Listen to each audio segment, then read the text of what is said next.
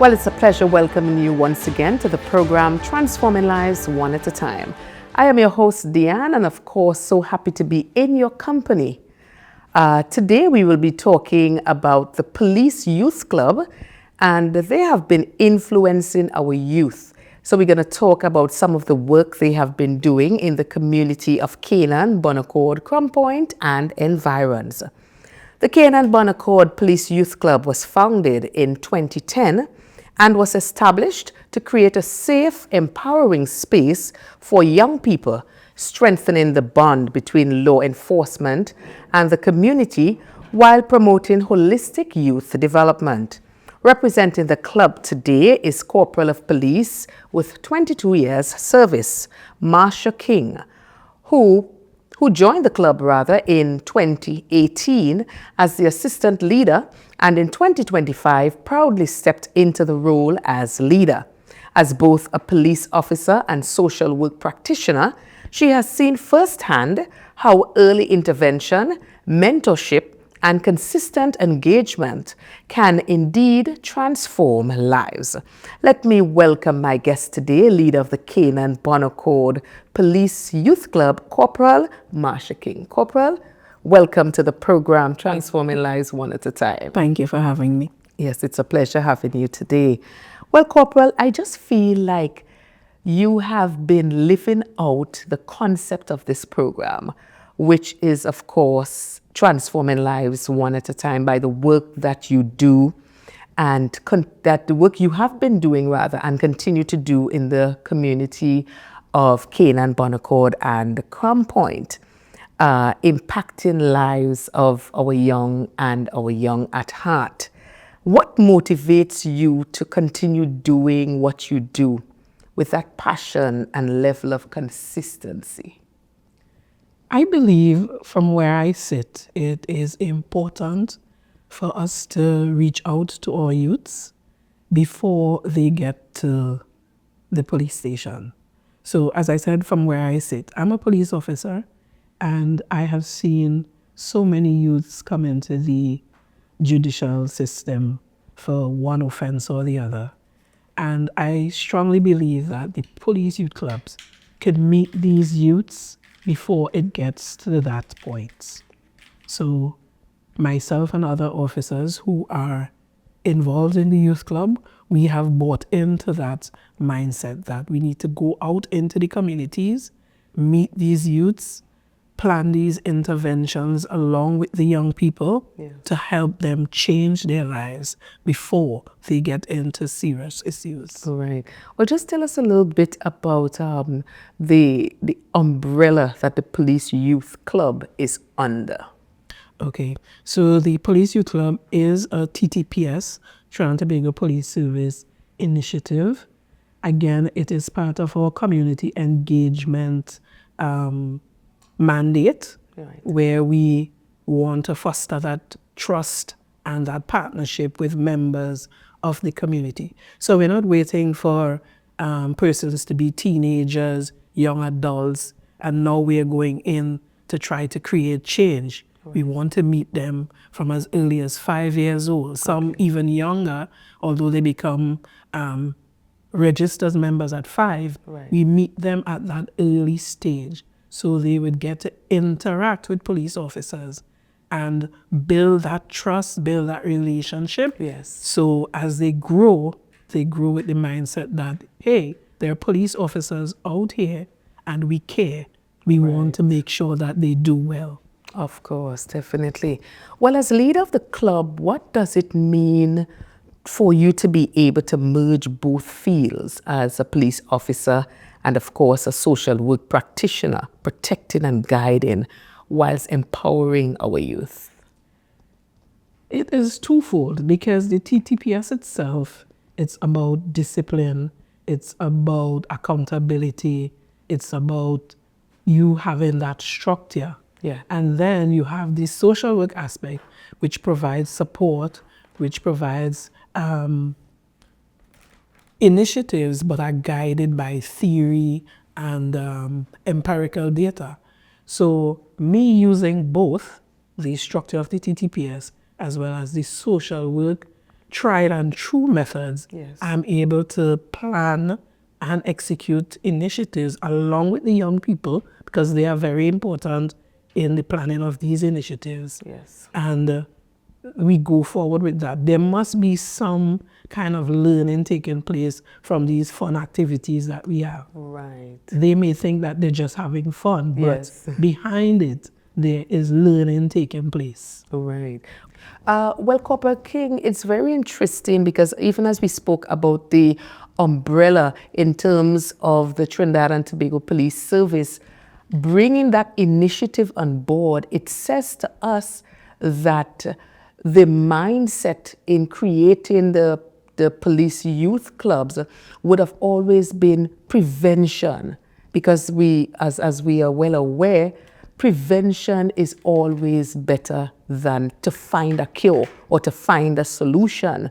So I think this is something really well thought of, well planned out, and once persons really look at the main intent of this club, I think this is something that parents should be excited and very happy to take the children to, because they learn so much. And of course, we're going to talk about some of the various areas that you will cover in the club from time to time. So tell us how often the club meets, the location, times, and the likes, and of course the ages that you target.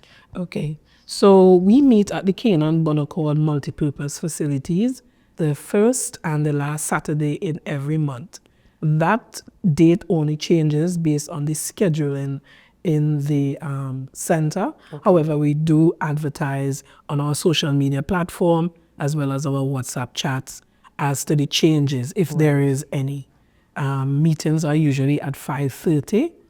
We over by 7 because most of the members walk to the club. Okay. So we want to ensure they get home before it's pretty dark. Right. And what kind of ages do you target? Okay. So we target from 5 to 29 generally.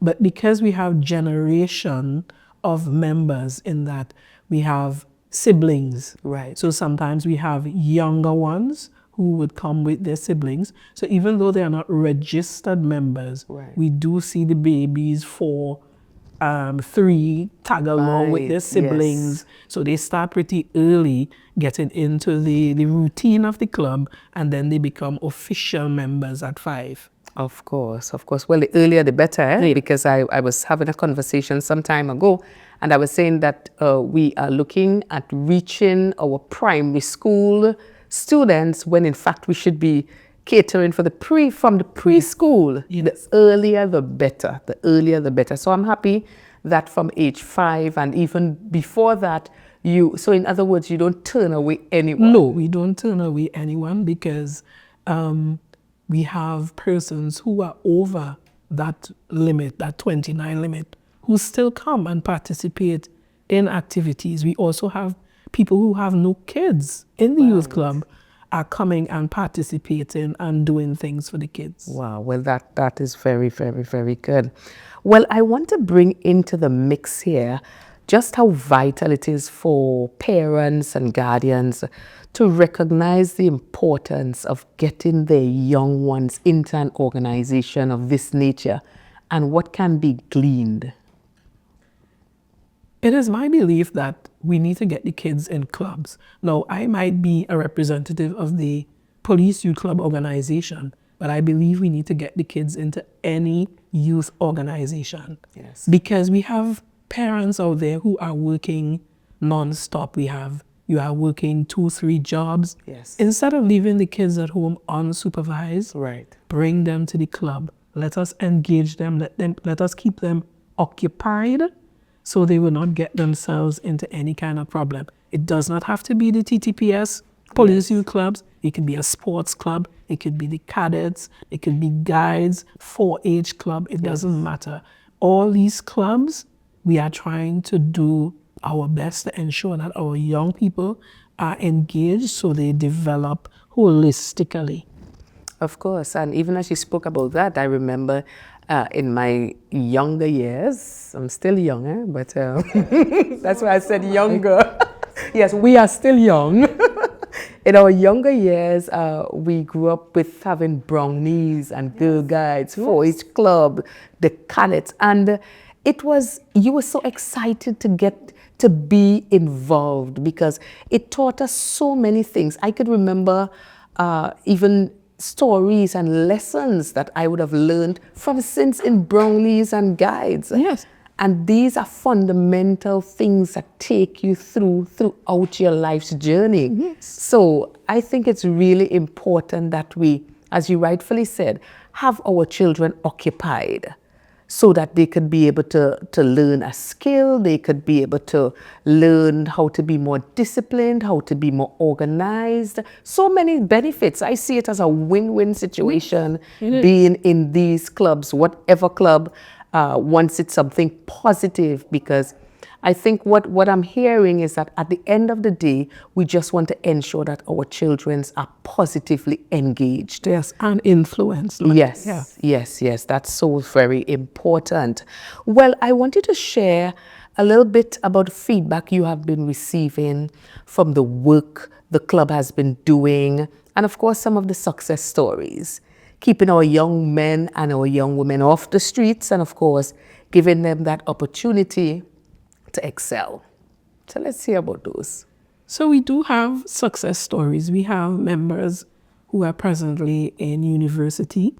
They do come back on their time off to give back to the clubs. Yes. They come and teach. There's one young lady who has been with the club since its inception, and she has come back periodically to teach them cupcake decorating. Okay. They're the bigger ones there's one in, I think she's in UTT. She comes and she plays games with them. Right. There are quite a number of young persons who have been doing really well and coming back. An important thing to me as well is that persons doing well, they may not be known throughout society. Right. But guess what? They're not incarcerated. Yeah. They're not deceased. They are out there, they're working, they're maintaining their family. And to me, that is success. Yes. Yeah. They're not getting in any trouble. They're doing all the things that we were taught as young people that we are supposed to be productive members of society. So to me, that is success. Yes, definitely. Yeah. And even mentorship, and we're going to talk about that a little later on in the program. But in terms of having, as you indicated, some of these people coming back, some of these past members rather, coming back and giving back. Yes. Because this is one of the organizations that would have played a pivotal role in your development. And you're saying, I want to bring someone else up to receive that kind of mentorship and guidance. I think that is very, very important. We have police youth clubs throughout the length and breadth of Tobago, and of course in Trinidad? Yes. Of course, right. How can we get greater participation from the communities? Do we need more probably effective outreach programs highlighting the benefits of being involved?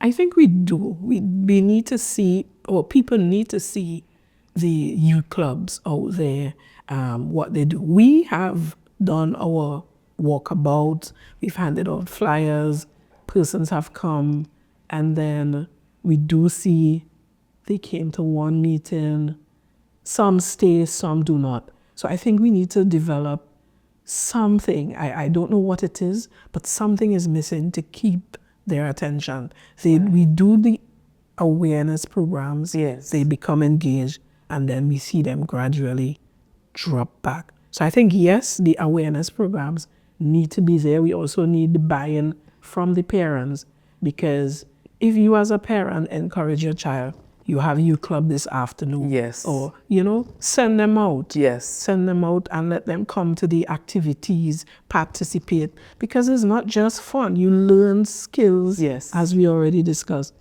So that is a major thing. Of course. Well, in our discourse here now, I can't help but think that once a child is involved in the police youth club or in any of these clubs, it creates a measure of discipline. It instills a measure of discipline. And as I said before, it's a win-win situation, because when you get positivity coming from your child, the parents are happy, the teachers are happy, the principals are happy, yes. And of course, ultimately, the society, the communities are happy, because we have children that is not only just being on the side of the road or just being idle, but we have them positively engaged in areas that could improve their development, yes. generally. And of course, I would always say, once you are not a part of the solution, you're part of the problem. Yes, that is so true. You are part of the problem. And we want our children to continuously become a part of that solution and not the problem. Because when you have a problem, we have to find a solution. Yes. So I think it is an opportunity that children can come and be able to excel in various areas, and of course make positive contributions, yes, to their society. Well, at this point, we're going to take our first short break, and we'll be right back. Stay tuned. You're viewing Transforming Lives One at a Time. Are you looking for beautiful and durable flooring for your home or office? Check out D-Cell's Tile and Ceiling Center, Store Bay Local Road, Bonaccord, Tobago, opposite the primary school. Our high-quality ceramic and porcelain tiles come in a wide range of colors, patterns, and textures to suit any style and taste. From sleek and modern to classical and traditional, your floors and walls will look great for years to come. D-Cell's Tile and Ceiling Center, open Monday to Saturday from 9 a.m. Call 460-8802 or 639-8281. We've got you covered. Do you need electrical and plumbing supplies from construction to finish? Then check out Voodoo's Enterprises Limited, Milford Road, Canaan, Tobago. Get LED bulbs and fixtures, septic tanks, water pumps, laminate flooring, Prescott power tools, and so much more. Open Monday to Saturday from 8 a.m. Call 280-2050 or 660-4970. Voodoo's Enterprises Limited.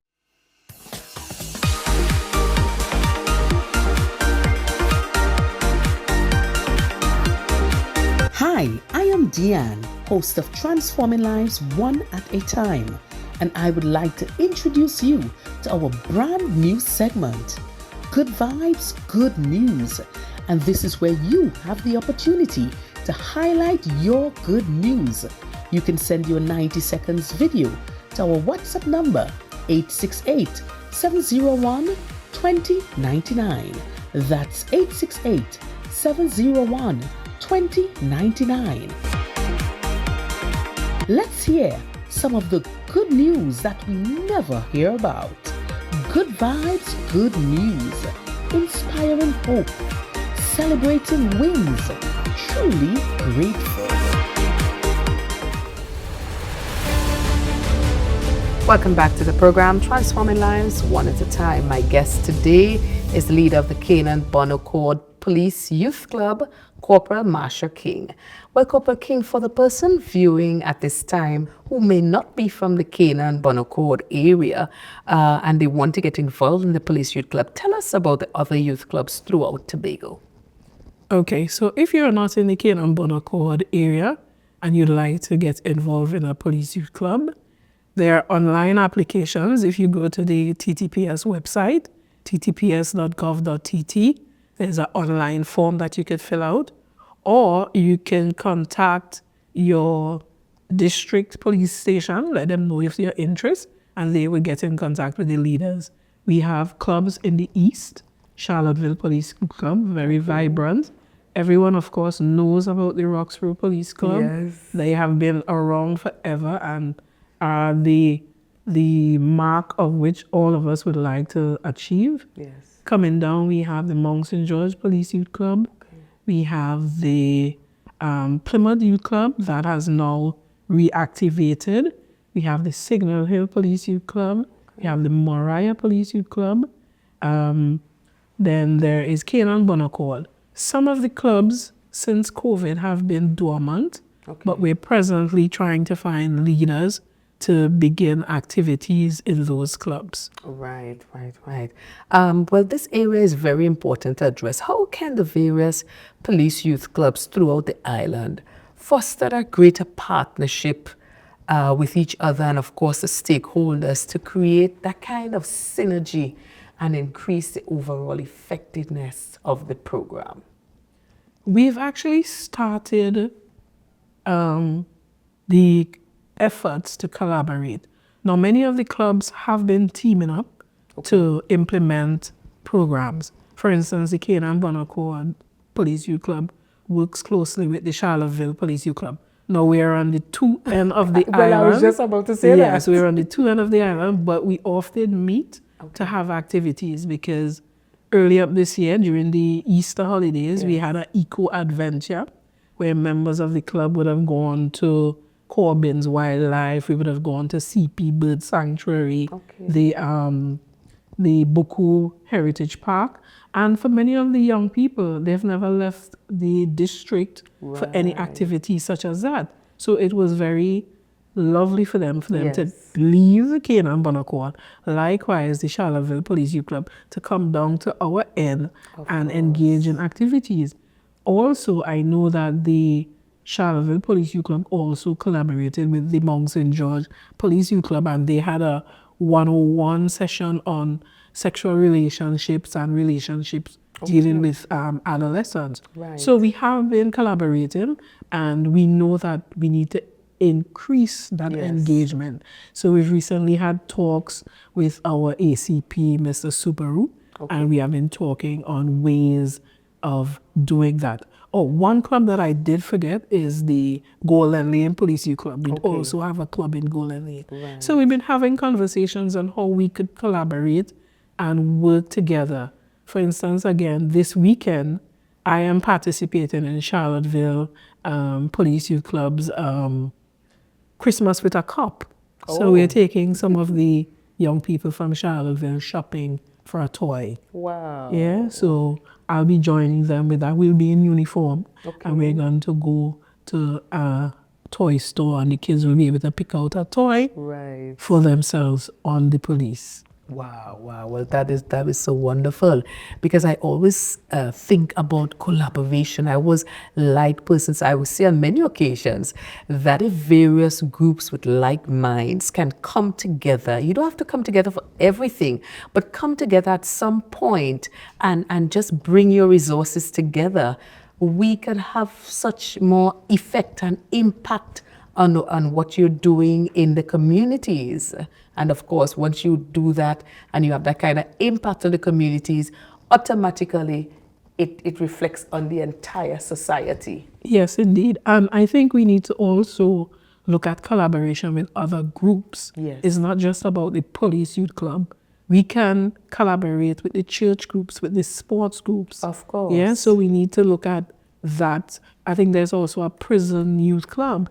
So we need to look at collaborating with all these various entities, because at the end of the day, we're looking for the development of the young people in Tobago. So it's not just about the police youth club. We need to do it on a grand scale so all of us can participate. Of course, well said. Well, I want to talk about the possibility of a robust mentorship program via the youth club, possibly from persons who were molded by the youth club over the years, and they are now respectable adults, those that persons can look up to. What are your thoughts on passing it on? I believe that is very important, specifically from the males. We need the males who have been there, done that, succeeded, to come and speak to these young people, specifically the boys, on how they did it and kind of guide them, do that mentorship as to what they can do. We are lacking the male perspective. Yes, it is, the youth clubs are usually run by females. We need that male buy-in. Yeah. We need the males to come on board and to come and speak to these young people, specifically the male. It is very important for them to hear that male voice. Of course, of course. That is so, because when we look at, based on the statistics and what we have been seeing, most of the perpetrators of crime are males. Yes. So it means that we have a problem. We have an issue, a very big issue that needs to be addressed. So in terms of you being in this field, you would have seen and continue to see firsthand the repercussions of persons involved in criminal activity. They many times see the regret. Tell us a little bit about sometimes when persons are actually behind bars, what are some of the sentiments shared? So my main function is as a fingerprint and crime scene technician. So when they're arrested, we have to photograph them. And sometimes you go there and you see the age and the face of the young person, and they ask you questions like, okay, so when I'm being photographed, I'll be allowed to go home? So there's no concept that, okay, you'll be going to a cell. I'll be going before a judge. Yeah. I may not get bail. When that dawns on them and they realize they have to go in the cells, a lot of them cry because they didn't anticipate, I just did something, I'll get bail, I'll go home. You don't get the reality of the process, the things you have to go through. You're going in a cell with hardened criminals. You are tarnishing your reputation. Yeah. You now have a criminal record. When you want to get a job, you now have a criminal record. It bars you from probably leaving the country, traveling, getting a job, because then most jobs want you to provide a certificate of character. Yes. And now you have a matter when you were 14, 15, based on what you would have done. And it's very hard to see that and not be able to do anything. So you watch them and you feel it. Yeah. You feel it because at the end of the day, if you don't have kids, you have nieces, you have nephews, Right. and you want better for them, you want better for the young people you're seeing. Yes. Is it that I shouldn't say is it that we need some more groundwork, because this kind of information, because I would usually say when you do the crime, many times you don't believe that you would get caught to do the time. Exactly. And now that you are in the system, quote unquote, it says so much, because you're now losing value of a time. You are losing the respect of many in your communities. You are losing some of your family members who would have now lost confidence in you as a right upstanding citizen. You may not be able to travel as you rightfully said. Now you're looking, you may have wanted to get into the fire service or to the police service, and now with that kind of record, you just can't. Is it that we need to get this kind of information out more? We need to be more intentional in getting this kind of information. Yes, we need to be more intentional, but we need to pull the plaster off, just rip it off and let them know what it is, because I think a lot of them believe it's a joke. It's a joke. You do something small and you get a slap on the wrist, Right. and you go home to your parents. Some of them don't believe it's serious until it's too late. Yeah. So yes, we need to have those types of conversations with them. Yeah. I think we could also use persons who would have been through the system Yes. to come now and let them know, I would have done this. This is what happened to me. And this is how you could probably do better. Because when we downplay it, Yes. it comes as if it's nothing. It's a slap on the wrist. You do something, you get a little suspension, Yes. and that's it. But depend on your offense, there are serious penalty is to be paid. Yes. I believe personally that we are not getting the kind of impact because persons are not hearing these stories.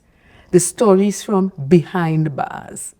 Because only when you're actually there and you realize and you recognize really, wow, I have to wait for someone to tell me when it's time to take breakfast, when it's time to go outside to take some fresh air. I can't leave to go down the road to say, well, I'm going to check a friend. And the reality of that, I think if we are to pay a little more attention to getting persons from behind bars to share their stories, it can be used as a major deterrent. Yes, it can, because previously, before COVID, we would have gone there with Charlottesville on another program, and they had the opportunity to listen and hear to a young man who was incarcerated for murder, and he was able to speak to them and let them know why he was here, what was his offense, and what it's like to live in a cell with other inmates for 24 hours a day. You're probably only out for 1 hour, and he was able to speak to them. Even the parents were shaken up by his story. We came out, we walked in, jovial, everybody, and we came out very somber. People were very quiet, having listened to his story.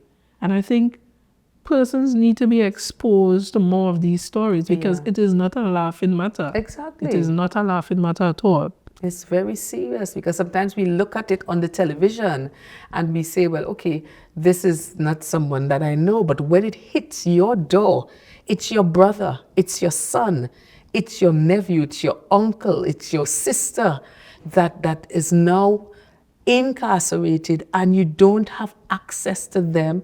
Their lives have changed completely.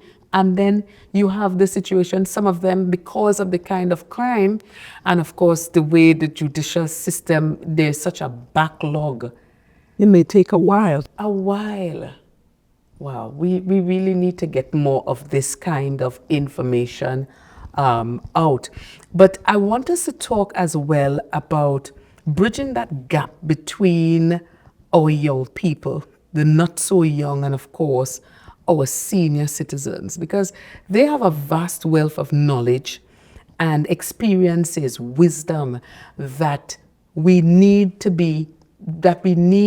passed on to the next generation. How can we really build that bridge? Well, I think for Canaan Bonaccord, the bridge is there, in that we have members whose children have already aged out of the club, and they remain within the youth club. They come religiously without any kids, and they participate in activities, supervision, teaching, training. So we have that already in place. I think what we need to do, however, is get out into the community a bit more and probably build that relationship with other members of the community. We try to give someone in the community hampers and things like that. But I think we need to do more hands-on initiatives, whether it's helping with household chores, things like that. I think we do need to be more proactive in that area when it comes to our senior citizens. And it's something that we're looking into as to how we can be of help in our community. Of course, of course. But I wanted to talk about some of the activities that you would have annually, some of the things that you would do throughout the year. Okay. So we do our activities under 6 core areas.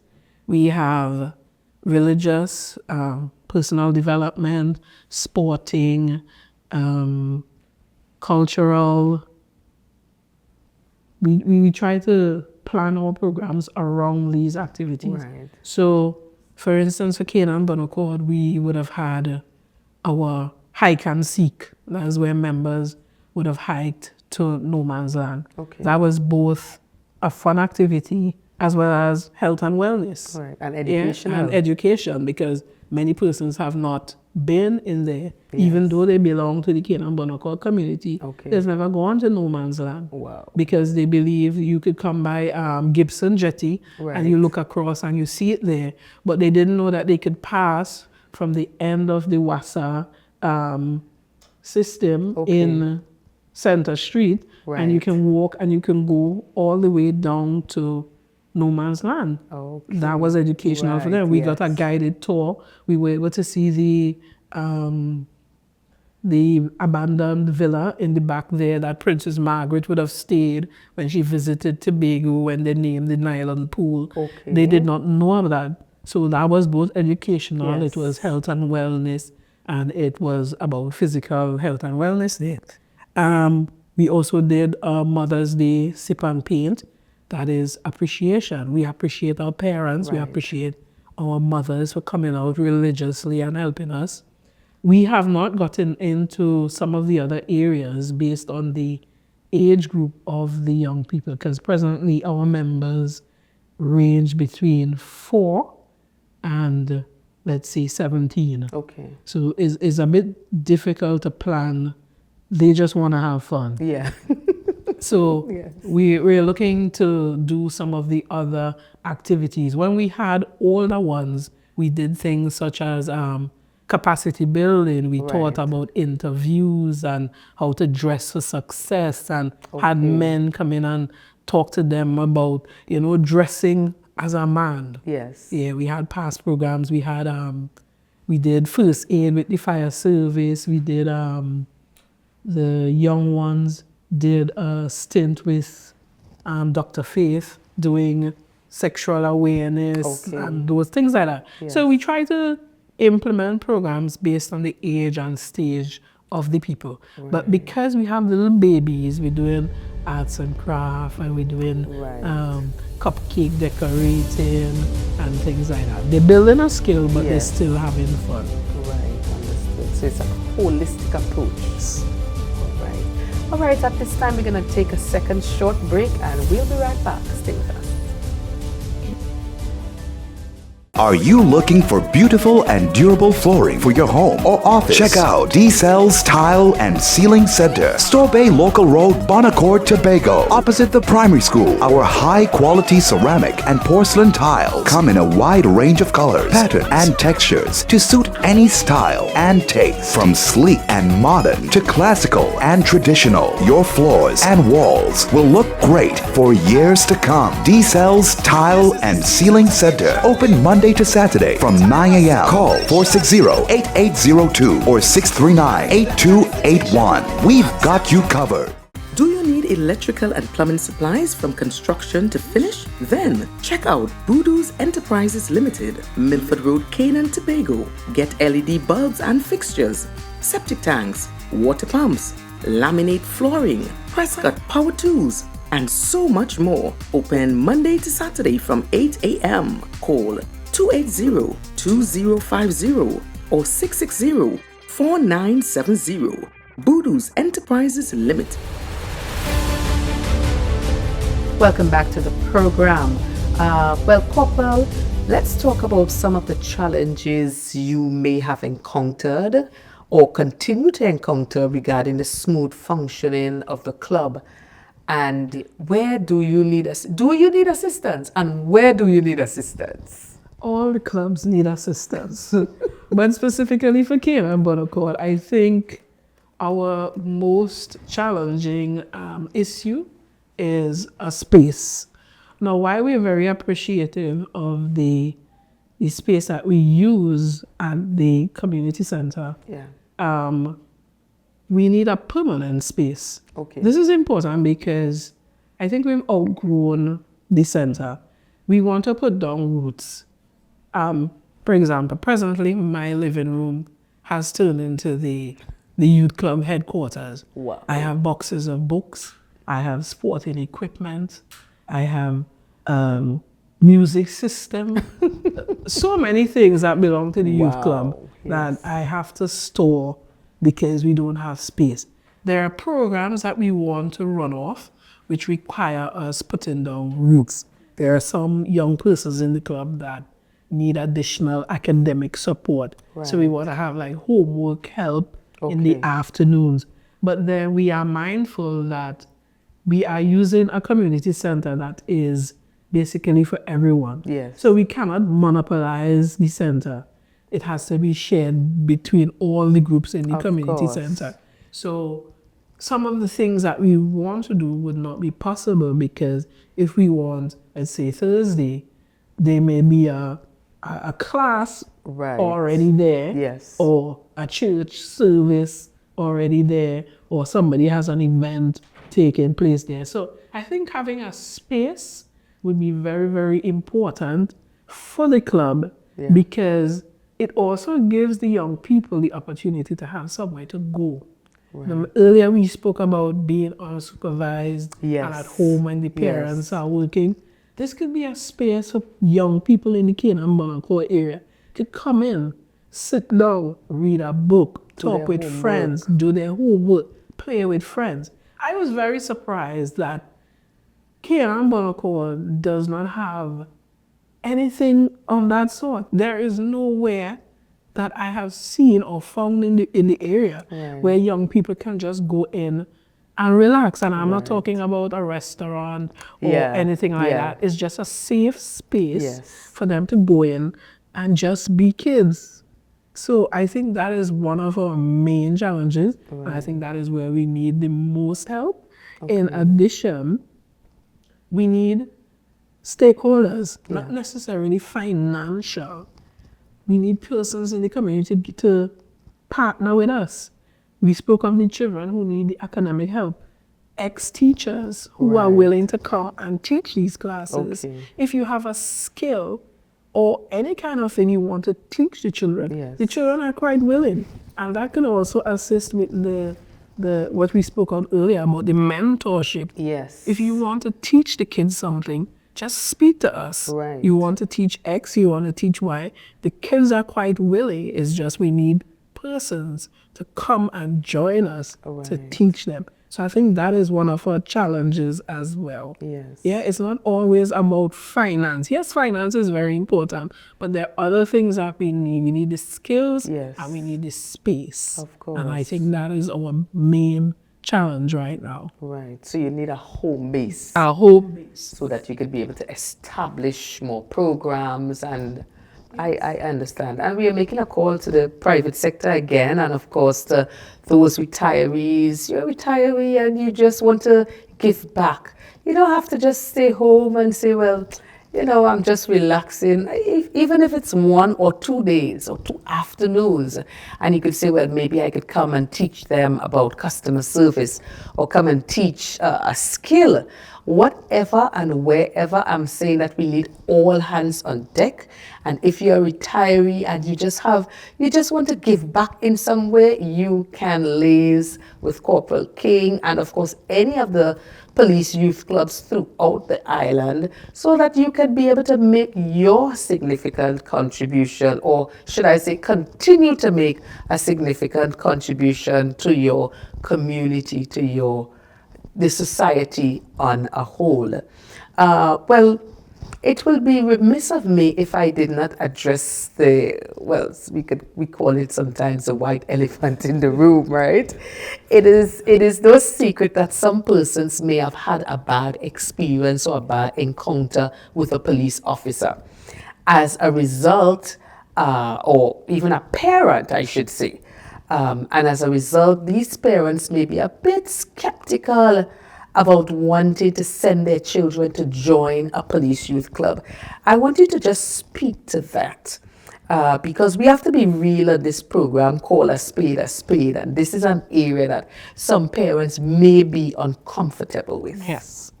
So if you've had an experience with a police officer that may have made you feel a particular way, and you're now having second thoughts about letting your child come to a police youth club, you need not have any fear when it comes to the youth club organization. Because the police officers there, we are trained, we are, I guess, customer oriented. Right. Yeah. We are the officers who we want to meet you where you're at. We are not there to judge. We're not there to cast any aspersions. Yes. We're not trying to tear you down. But we're there to help you help your child. Yes. Because some of our initiatives not only target your child, it also assists you. We try to assist you Yes. in raising your child the best way you can. So that experience that you may have had, all you have to do is come have a conversation with that officer and see and judge for yourself. Right. Yeah? See if it's the same mindset, see if it's the same attitude you may have encountered before, and realize that we are all not the same. And hopefully your interaction with myself or any of the youth club leaders Yes. is different. And we are here to help. We are here to meet you, greet you, and help your child.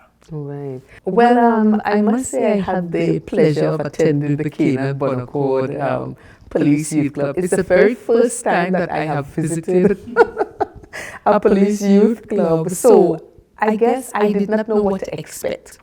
So I wasn't sure if there were going to be police officers in uniform. I just wasn't sure what. And when I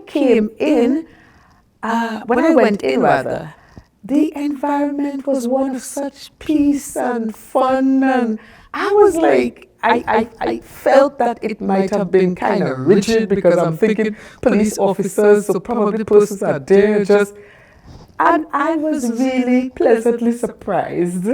Because remember, we are trying to create that trust, that bond. Yes, we let you know we're police officers. However, that is not what we're here for. We're here to teach you something. We're here to build a relationship. It was quite chaotic, but the kids need to know that they could come to us for anything. Yes, I'm a police officer. Yes, if you get in trouble, I would tell you X, Y, or Z. But at the end of the day, I am there to help you. Right. So parents need not fear that the environment will be so rigid, or children may be scared going. Right. So no police officers will be there in uniforms, all right? So just putting that one out there. Because at the end of the day, as you rightfully said, if persons may have experienced something negative with a police officer, at the end of the day, you are having the end goal in mind, which is to help your children. So yes, you may have experienced that, but put that aside, and this is now for the development, the healthy development of your children. So I really wanted to talk with you about that, because the end goal is to save a generation. Yes, it is. Definitely. Well, Corporal, as we begin to wrap up the program, I want to give you an opportunity to highlight an area that we did not discuss, that you would like to echo with our viewers. Right. So I guess I want to reiterate, parents out there getting your kids occupied in a youth organization. It does not necessarily have to be a police youth club. Any organization that helps with the development of your child, get that child into that organization. And it also helps them in their future endeavors, because we've often seen young persons in the cadets go on to be soldiers. Yes. We hope that persons who in the police youth clubs can now see the police as a viable Yes. profession. Yeah, so we want to give you that opportunity to learn, be engaged, be mentored, supervised. Yes. And in the long run, it helps you in development into really upstanding citizen of Trinidad and Tobago. Also, we have seen quite a number of police youth club members are now leaders. Persons coming out of the youth club Yes. are now youth club leaders. Wow. They are giving back, and they are showing us that what we're doing is work. Yes, so each one reach one. So freely you have received, they are now freely giving back. Yes. Definitely, definitely. Well, what is next for the Canaan, Bonaccord, Crown Point Police Youth Club. What do you have on the agenda? I know we are close to the end of the year, but what do you see for 2026 and beyond? Well, we're presently wrapping up. We have one meeting and then our dinner on the 6th. And again, what we normally do is engage the young persons in the club and they plan the activities for 2026. So we haven't had that meeting yet. We try to have them plan their activities. What do they want to do? We are just there to ensure that we execute what they want. Right. So I am not going to be the one to say, okay, we're going to do this or we're going to do that. We need to hear from the young people, Yes. hear what they want, and then we will do that. So presently, we have an open calendar, and we're just awaiting the young people to give us their ideas on what they want. So that will be done on this Saturday, the 22nd, Right. where they put forward their ideas as to where we go in 2026. Well, that is so interesting because most of the times you have clubs and it's just dictated to you, okay, this is what we're going to be doing, this. But it is really good that you are interacting. And I think that's a very healthy interaction in terms of hearing from the young people. Because many times as adults, we just want to dictate and say, okay, this is how it's going to be. But when you have that input from them, they feel as if when the events are being executed, as if they themselves have a personal stake in it. Because this is what they say, okay, we want to do this, we want to approach this way. So you're actually giving them that opportunity, even in critical thinking, to be able to just have their voices heard. And that is, many times when you look at it, that is what our young people want, They just want us to listen to them. Just hear what I have to say, and then we have the conversation. Yes, because if you don't involve them, what's the likelihood of them coming to an activity that you planned? Right. They are not going to show up because they're not interested in that. Okay. So when they plan it, they execute it, then they buy into it. Yes. Yeah, so this is what we want. So we allow them to say what it is they want. Wow, well, that is definitely very commendable. Well, I want you to speak to a parent today who may be having a challenge with a child, and they probably just need some directives or some assistance, while of course encouraging parents to send their children out to the youth clubs. So if there's a parent out there who has all these challenges pertaining to your child, just come to a youth club, talk to the leader. We may not have the solution, but we probably can guide you to some resource, a number, to someone Yes. who can probably help you even more. Yeah, so I'm urging you, talk to someone. Don't keep it to yourself, all this burden on your shoulder. Have someone that you can talk to, and maybe they can assist you in getting whatever resource that you need. We may not have all the answers, but we can probably guide you to that individual who can assist. Yes, of course, and that definitely well said. Well, I want to thank my guest today, leader of the Canaan Bonaccord Police Youth Club, Corporal Marsha King, who shared with us the impact the club has been making in the Canaan, Bonaccord, and Crown Point communities. I want to thank you, and I want to wish you and the club all the best in your future endeavors. And I will be coming again. I will be coming again at some point.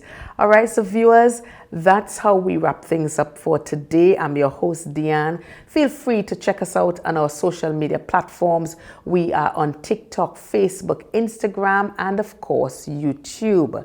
As usual, I leave you with the definition of transformation, which is an internal shift that brings us into alignment with our fullest potential.